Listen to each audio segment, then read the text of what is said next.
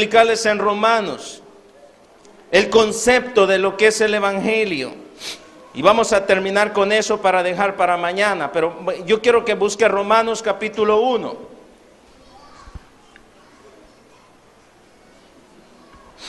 Romanos 1, cuando lo tenga dice amén. Gracias, hermanos. Oigan esto, oigan. Miren, antes de leer, Romanos 1, del 1 al versículo, del 1 al 7. El apóstol Pablo está introduciendo su carta a los romanos. Y del 1 al 7 él está diciendo, está dando una presentación de él y del Evangelio. Y él está diciendo lo que él es y lo que es el Evangelio. Estos versículos nos hablan de lo que es el Evangelio, el verdadero Evangelio. ¿Por qué le digo esto? Porque hay personas sin Cristo quizás, y miren, hay gente que tiene un pensamiento raro del Evangelio y piensan que el Evangelio es cosas raras y de sueños y de cosas raras y de místicas. No, estos versículos dicen lo que es el Evangelio puro. Vamos, Romanos 1:1, amén. Dice: Pablo, siervo de Jesucristo, llamado a ser apóstol, apartado para el Evangelio de Dios. Quedémonos ahí un momento. Dice que este Evangelio, el cual predicamos, el Evangelio verdadero, ¿de quién dice que es? De Dios. Este no es el Evangelio de los bautistas, no es el Evangelio de los gringos o del otro grupo, el Evangelio de esta gente. Este Evangelio es el Evangelio de Dios. ¿Qué quiere decir? Que no tuvo su principio con ningún grupo de hombres, sino que principió en el corazón de Dios. Dice Pablo, apartado para el Evangelio de Dios, de Dios. Eso es lo que dice. Entonces lo que vemos primeramente es que el Evangelio puro al cual hemos sido llamados a predicar es el Evangelio de Dios. De Dios. Vea, sigamos adelante. Verso 2, que él había prometido antes por sus profetas en las santas escrituras. ¿Sabe qué él está diciendo? Que este evangelio no es nuevo, este evangelio no es improvisado, este evangelio no nació por ahí por los 70. Este evangelio fue anunciado antes por todos los profetas, nació en el corazón de Dios, fue concebido en la eternidad y ha sido anunciado a través de todos los profetas del Antiguo Testamento, este evangelio. Fíjense, vean, no es algo nuevo, hermanos. Usted sabe que hay por ahí corrientes doctrinarias raras y nuevas. Amén. Y uno se queda, ¿de dónde salió eso? Qué feo lo que enseña esa gente. Hay un montón de enseñanzas nuevas el día de hoy. Pero este evangelio, el cual predicamos, el cual si lo creemos somos salvos, este evangelio es de Dios y este evangelio es un evangelio viejo. Es un evangelio que ha sido anunciado a través de todos los tiempos. Ahora, verso 3. Verso 3. Acerca de su Hijo, nuestro Señor Jesucristo. ¿Sabe qué está diciendo? Que el tema de este evangelio que predicamos es Jesucristo. El tema es Jesucristo. Nosotros predicamos de Jesucristo. Eso es lo que hacemos. Estuve una vez en Guatemala predicando en una conferencia evangelística. Y se llenaba y todos los días llegaba un hombre de la ciudad muy preparado en el área secular y se sentaba enfrente. Y escuchaba con atención. Y yo predicaba y prediqué el primer día y él llegó. El segundo día, el tercer día, el cuarto día, el quinto día y él llegaba cada día. Pero allá por el sexto día, después de la predicación, me llamó. Él nunca aceptaba a Cristo. Yo hacía llamado y él no aceptaba a Cristo. Y él me llamó y me dijo: mira, predicador, mira, yo vine el primer día y usted predicó de Jesucristo. Y vine el segundo día y predicó de Jesucristo. Y el tercer día de Jesucristo, cuarto día de Jesucristo, quinto día de Jesucristo. Y vengo hoy y vuelve a predicar de Jesucristo. ¿Qué no tienen otra cosa en la boca los pastores? Yo dije, no hay otro nombre bajo el cielo dado a los hombres en que podamos ser salvos. No tenemos otro de quien predicar. El evangelio que predicamos habla de Jesucristo. ¿Y qué es lo que dice de Jesucristo? Sigamos. Versículo 3 estamos. Acerca de su Hijo nuestro Señor Jesucristo, que era del linaje de David según la carne. Verso 4. Que fue declarado Hijo de Dios con poder según el Espíritu de santidad por la resurrección entre los muertos. ¿Sabe qué está diciendo? Que este Jesucristo era verdadero hombre. Dice que era del linaje de David, era verdadero hombre. Él era hombre, él tuvo hambre y tuvo sed y lloró y se acongojó porque él era hombre, él se hizo hombre, hombre verdadero, pero también era Dios verdadero, totalmente Dios, era totalmente hombre y totalmente Dios.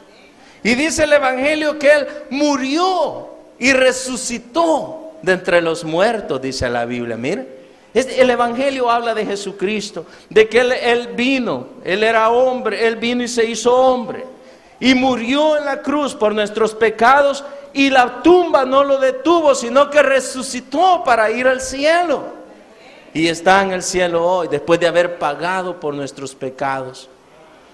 ¿Saben, hermanos, que el pago por nuestros pecados no fue aquí en la tierra? Algunos dicen, mira, es que el pago de nuestros pecados fue en la cruz. ¿Han oído eso? Ahora, escuchen esto. Dice la Biblia que Cristo entró al templo no hecho de manos. ¿Ven? ¿Han leído eso? No con su propia sangre, no con la sangre de machos cabríos, sino con su propia sangre, dice, amén. Él entró con su propia sangre al lugar santísimo. ¿Y sabe qué era esa sangre? El pago por mis pecados. No fue aquí, fue allá en el cielo. Él murió y luego entró al lugar santísimo del cielo. Y ahí Él pagó por mis pecados. El pago por mis pecados fue allá. Él ofreció su sangre. Solo imaginen el cuadro, el Señor Jesucristo: Padre, este es el rescate por el alma, la vida de José. Y el Padre dice, lo acepto. Y después que el pago fue aceptado, Él resucitó de entre los muertos, como evidencia de que el pago había sido aceptado. El arreglo de los pecados suyos ha sido hecho allá, no aquí en la tierra. Cuando usted recibe a Cristo, usted recibe la salvación que Él ha hecho. Cuando usted recibe a Cristo, recibe todo lo que Él logró en la cruz. Pero es necesario arrepentirse de sus pecados y creer en el Evangelio. Ahora, ¿qué más sigue diciendo? Verso 6. Bueno, verso 5. Y por quien recibimos la gracia y el apostolado para la obediencia de la fe en todas las naciones por amor de su nombre. Dice que mediante Él recibimos la gracia y el apostolado, el ministerio, para amor, para la obediencia a la fe a todas las naciones. Dice que este evangelio debe ser predicado a todas las naciones. Vea, a todos. Gracias a Dios por eso, hermanos. Mire, no importa cómo seamos los hondureños, y no importa, hermanos, la pobreza o cómo podamos ser. Este evangelio, la voluntad de Dios en su soberanía, en su amor, es que también a nosotros nos sea predicado, se nos enseñe. Ahora, ¿para qué? Verso que sigue, verso 6. Entre las cuales estáis también vosotros. ¿A quiénes está hablando? A los romanos. Hay que predicar a todas las naciones, entre las cuales naciones, entre todas esas naciones, estáis también vosotros, llamados a ser de Jesucristo.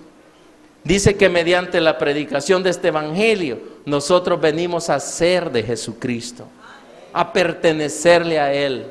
Ahora, entendamos una cosa, Dios nos creó para Él, por Él y para Él, amén. Pero cuando pecamos nos desviamos de Dios y quedamos bajo el maligno. Pero por medio de la predicación del Evangelio, por medio de creer en Cristo, nosotros los que nos alejamos, los que hemos vivido lejos, venimos a ser otra vez de Jesucristo. Por la gracia de la predicación del Evangelio. Vea, cuando usted acepta a Cristo, usted viene a ser de Cristo. No de palabras solamente. No es que Dios le dice, está bien, eres mío, no.